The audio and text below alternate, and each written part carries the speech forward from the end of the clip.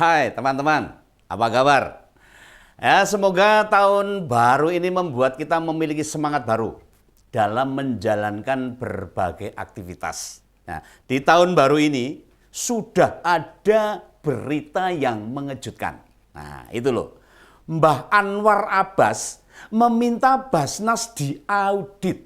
Waduh, ini permintaan Mbah Anwar ini dikaitkan dengan bantuan Basnas Jateng yang disalurkan oleh Pak Ganjar Pranowo. Nah, penerimanya kebetulan dilalah itu pengurus PDIP. Nah, akhirnya muncullah tudingan-tudingan macam-macam soal ini.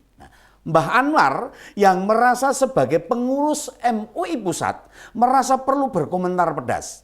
Sebagai wakil ketua MUI mengatakan semua pengelolaan Basnas harus diaudit. Nah, bisa jadi Mbah Anwar takut kalau bantuan-bantuan dari lembaga Amin Zakat itu digunakan untuk kepentingan kepala daerah yang sebenarnya orang partai. Nah, bagi dia tidak tepat. Bantuan dari Basnas disalurkan kepada kader-kader partai seperti yang dilakukan oleh Pak Ganjar Pranowo menurut Pak Mbah Anwar. Nah, bagaimana polemik ini muncul? Kenapa Pak Ganjar sebagai gubernur bisa menyerahkan bantuan kepada orang-orang partai? Nah, apa respon Basnas Jateng tentang hal ini? Ya, mari kita kulik saja di Ngopini Politik saat ini.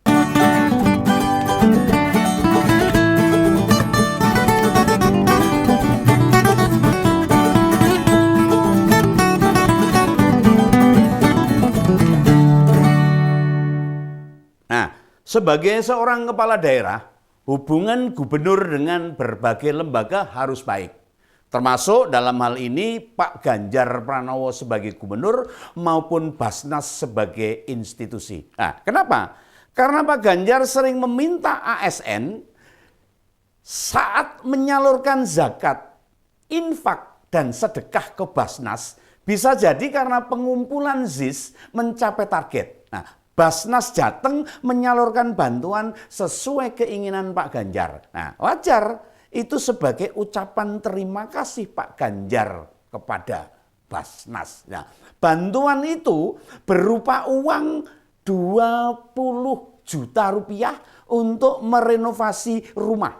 Direncanakan akan ada 50 kepala keluarga yang menerima bantuan ini. Nah, ketika yang menerima hak itu warga yang memenuhi syarat dan kebetulan orang-orang itu adalah kader-kader PDIP. Nah, maka ini banyak dikritik berbagai pihak. Salah satunya ya oleh Mbah Anwar Abbas ini. Nah, bahkan sampai menyebut ada kekhawatiran terhadap penyalahgunaan terhadap dana Basnas ini. Ketika kasus ACT alias aksi cepat tanggap muncul, first travel, abutur, dan masih banyak lagi. Kenapa Mbak Anwar ini diam 1000 bahasa? Padahal dana ACT yang dibobol itu dibobol pengurus mencapai 117 miliar. Jelas itu. Belum kasus yang lain. Nah, jenengan itu kalau memberi penilaian yang adil, yang terlibat di ACT itu kan Anda kenal semua. Nah, tapi mengapa MUI diam saja? Belum lagi dalih perjalanan ibadah, namun dana malah ditilep pemiliknya sendiri. Nah, kenapa? Kenapa uang ACT yang mengalir ke PAS 212 Anda diam saja, Mbah? Kenapa, Mbah?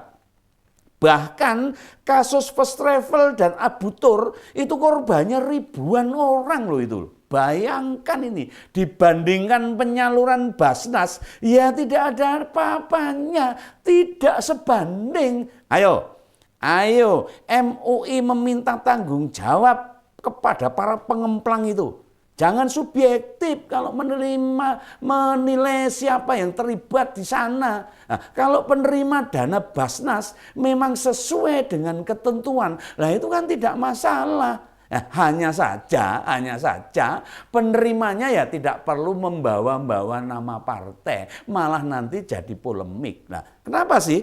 Kenapa memberi penilaian Mbah Anwar itu yang kritis selalu berkaitan dengan PDIP maupun pemerintah? Nah, kalau dengan kelompok-kelompok mereka selalu diam seribu bahasa. Nah, atau ketika Pak Farid Oqbah maupun Pak Zain An-Nazah yang juga pengurus MUI Pusat terlibat terorisme, ya diam saja. Apa coba? Yang sudah dibenahi MUI itu apa? Ya, agar orang-orang yang memiliki jaringan terorisme tidak masuk lagi ke lembaga MUI. Monggo, harus diawasi. Mbok upaya itu dijelaskan ke masyarakat kenapa bisa terjadi.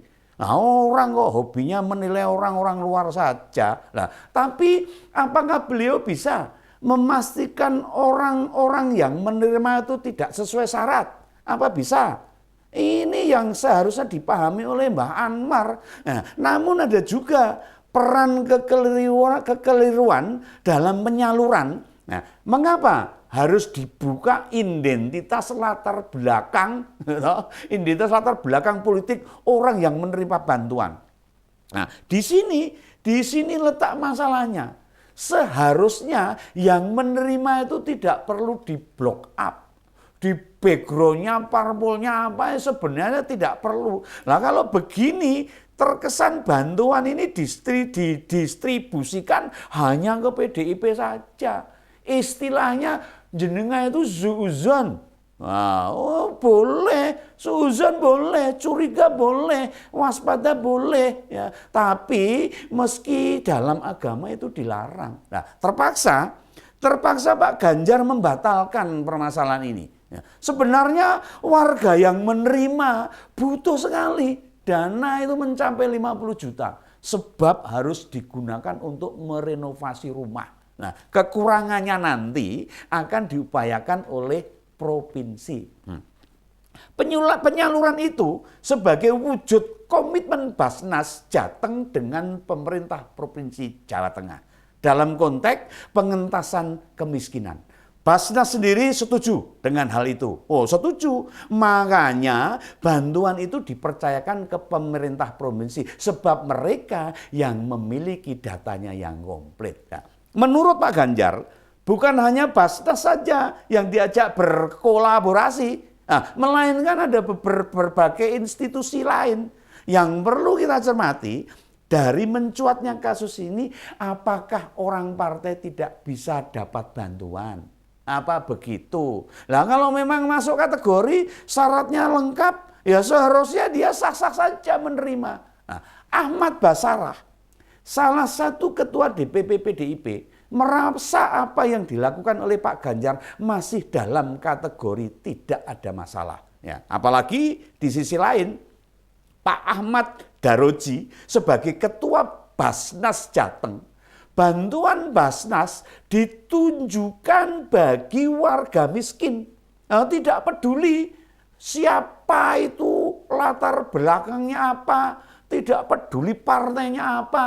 Bukan berarti orang partai tidak berhak menerima bantuan. Oh, berhak selama itu memenuhi persyaratan-persyaratan yang berlaku. Nah, ini yang harus dipahami bersama-sama itu loh. Nah, apa lantas bisa disebut orang partai pasti kaya semua? Apa gitu? Nah, kader partai itu tidak butuh bantuan? Apa begitu? Nah, kan tidak. Nah, tidak juga. Tuntutan Mbah Anwar meminta audit menurut saya ya juga tidak tepat.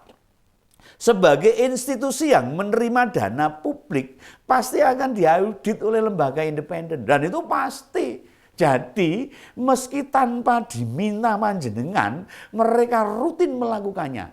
Tanpa audit, sebuah lembaga akan dilarang menghimpun dana masyarakat. Nah, itu kan ada aturannya. Itu sudah dijelaskan dalam aturan-aturan yang berlaku. Waduh, masa loh sekelas Mbah Anwar Abbas tidak tahu syarat-syarat atau mekanisme lembaga yang menerima dana dari masyarakat. Walah mbah. Nah, apalagi latar belakang Mbah Anwar kan dari MUI. Nah, pasti tahu bagaimana pengelolaan dana Basnas. Nah, komentar Mbah Anwar ini kok seakan-akan selama ini Basnas tidak diaudit saja, ora tahu diperiksa. Nah, jadi orang itu harus berpikiran terbuka, tidak boleh berpikiran negatif.